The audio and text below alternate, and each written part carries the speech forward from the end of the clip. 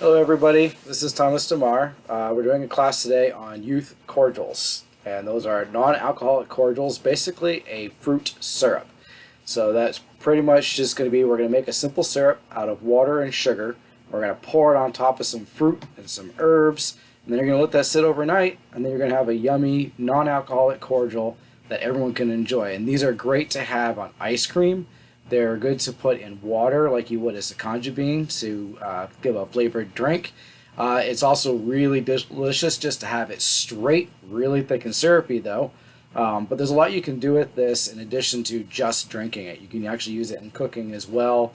Goes great. You can actually put it on top of a cheesecake, or you can actually use it as an additive in a cake mix. So there's a lot you can do with this, and it's a great way for families to be able to do stuff together, and for youth to be able to learn the techniques that we use as brewers, so that when they come of age, they've already been through that process learning how we do things.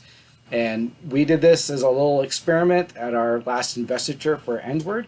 We had our youth in the barony actually make cordials, put little tags with labels on them, and then we had them put next to the water coolers for dayboard, so that anybody coming through could actually put as much or as little as they want in their cup, fill it up with water, and everybody got to taste the fruits of the labor, pun intended, that our youth had put into getting ready for investiture. So this is a great way for everybody to get involved. So we're going to start with, I'm going to wash my hands. So we make sure that we wash our hands for 20 seconds.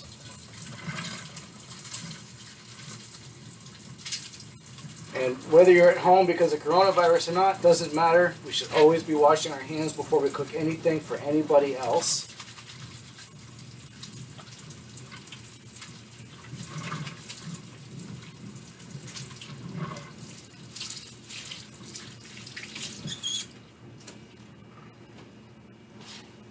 All right. So we're going to have some very simple tools and ingredients that we're going to need. One is we're going to need a jar to put everything in once the mixture is ready to be added together. So for that, what I have here is a mason jar. Now this one is a half-gallon. You can do a pint. Pints are going to be a little small because we are using a cup of water and a cup and a half of sugar plus fruit. But a quart jar actually works very well for this as well. I recommend using a mason jar rather than any other glass vessel.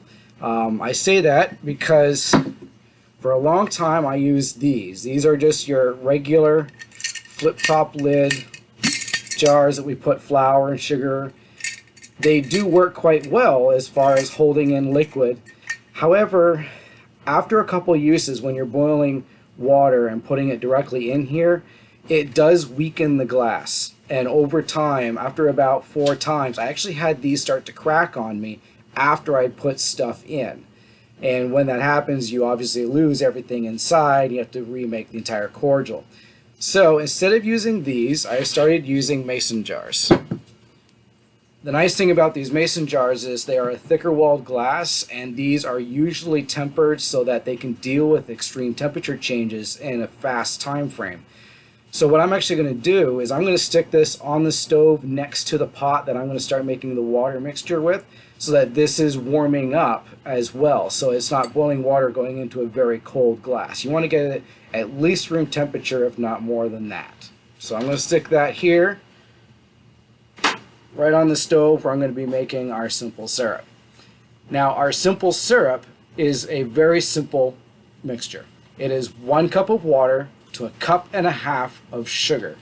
So I already have 1 cup of water measured out. And I'm going to put that right into this little saucepan. It doesn't need to be that big, just a small pot like this. And then here I have a cup and a half of sugar that is all ready to go. And I'm going to go ahead and add that right in. Now what I did to speed up the process a little bit was I did pour hot water directly out of the taps when I measure out my 1 cup of water. So adding this in.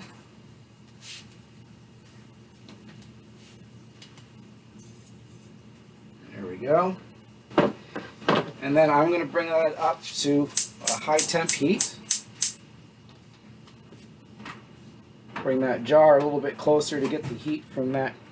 The nice thing with cooking with gas is we do have this ability to use electric. The heat doesn't spread as far, so it's not as effective. All right. And then I'm just going to take the spoon. I'm just going to mix all the sugar and the water in. And you just want to keep mixing it until it's dissolved as much as it will be. It's going to be pretty cloudy, and it will start to clarify over time as it really mixes in.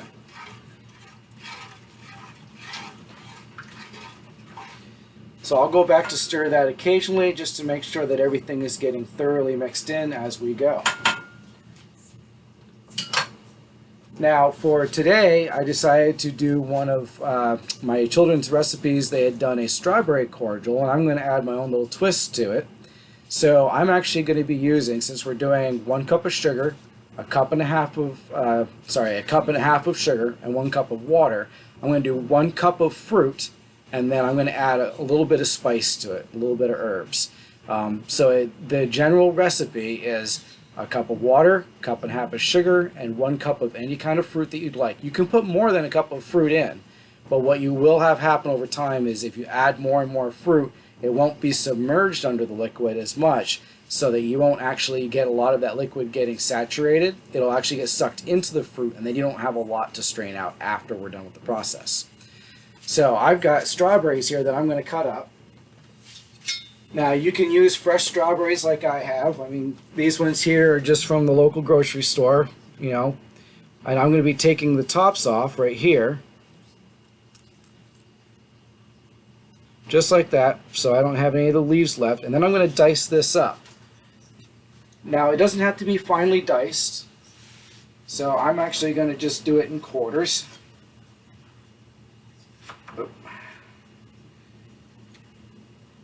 So I get something just kind of like that, right? What we're doing is, by cutting it up, we're actually increasing the amount of surface area that the liquid, when it's hot, is going to interact with. And then what will happen is it's easier for the liquid to soak in, but also to extract all that flavor.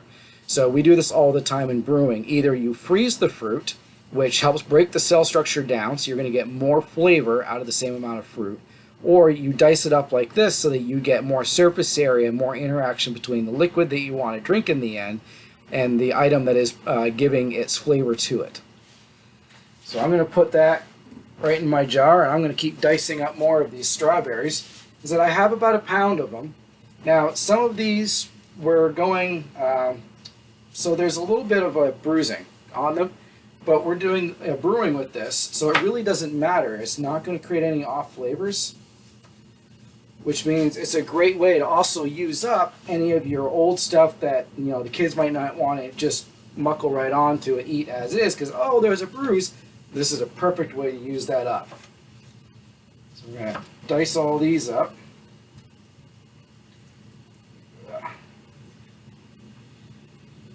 And there's really no right or wrong to how you want to do this.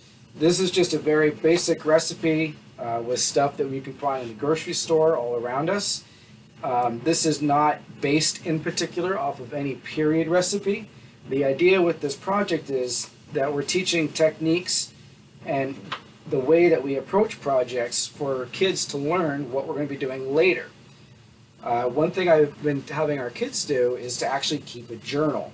So every time that they make a new cordial with a new flavor, they write down what it is that they've done so that they can then go on and make it again and maybe tweak it, make it better.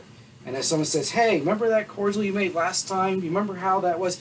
Could we do that again? You can go to your recipe, you can pull that out. And it's also a great way for kids to begin documenting their work and what they've been doing as they go through. So we actually do a cordial competition in the canton of Basingstoke. We do every Feast of St. Sylvester. We have a youth cordial competition. And the kids come up with all these wonderful recipes and flavors. And then we do a Brewers Roundtable. So the ones that are doing the paneling are actually members of the Brewers Guild or people that would like to learn more about being brewers themselves and how we test things. And because these are non-alcoholic, it means a lot more people can participate. There's a lot of people that don't like to drink alcohol, which is totally fine. This is a great way for them to also be active in the brewing community, because brewing doesn't involve just alcohol. We have Sakanja bean. There's a lot of syrups, flavored syrups that come from the Middle East as well. Those are all brewing projects, even though they don't involve alcohol. So this is a great way to get into that.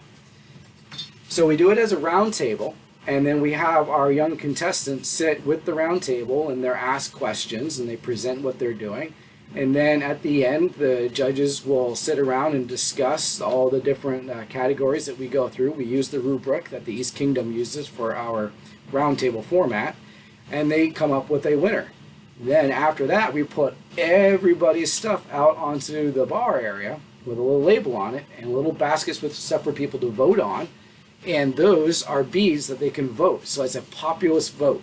So the kids are actually going to be able to have the best overall. So the one the judges like the most might not always be the winner. It's always really fun to see if there's any upsets that way. So I've got the strawberries in here. We're just now coming to a boil. I'm going to stir this again just to get this worked down a little bit. All right, now I mentioned in the beginning that this is actually based off a recipe of one of my kids. So what I've got is some herbs that I want to add. So I went to the grocery store and I got some rosemary and thyme and oregano. I'm going to use the oregano and the rosemary. And as you see, these are just what I bought at Hannaford. So nothing special. You can even use the dried ones if you really would like. You can get the dried herbs in the baking section. That works perfectly fine too. But for something like this, I like using fresh as much as I can. So I've got 2 little sprigs here of oregano about that big. And then I cut off 1 piece of the rosemary about that big. No exact measurements really. I'm going to go ahead and throw those in the jar. Alright, so we have come to a boil now. I'm going to shut the heat off. Give this one last stir just to get any granules maybe that might be sticking around melted out. Looks like we're pretty good here. Alright. So at this point, parents, this is definitely where you would want to help out, especially for the younger ones. We're just going to take this here and we're going to pour it directly on top.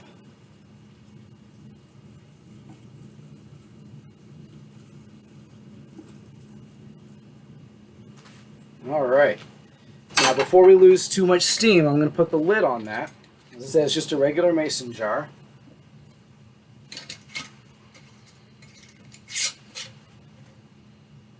I'm not going to worry about shaking this up at all, okay? There's nothing to have to try and mix up. The liquid has come right almost to the top. You can see the fruit is floating a little bit off the bottom there. It's exactly what you want to see. We're going to let this cool down to room temperature. When this cools down to room temperature, I'm going to go and stick it in the fridge. Now, what we've done is by adding the boiling water element with the sugar to it, we have expanded the cell structure. We're extracting all the flavors out of the fruit and the herbs that we can, because the hot temperatures help do that. They expand everything, they break it down, especially when you're using herbs. Then when we put it in the fridge, it's going to sit there for at least 12 hours. You can go 24 hours easily as well, but a minimum of 12 hours. So it's a great thing to do the night before, and then in the morning you're ready to go ahead for the next step. Now, the next step after we've done that, we pull it out of the fridge, we're just going to take some cheesecloth and we're just going to put it over top of this lid here, and then we're just going to pour this out into another jar or into a small bowl through the cheesecloth, so that all your fruit and herbs are left behind, but all your liquid comes out. Once you've done that, right, you've separated everything out. So what you want to do at that point is we want to bottle it. Now there's a couple ways you can bottle it. You can put it in another mason jar. There is certainly nothing wrong with that. What I like to do is I use these.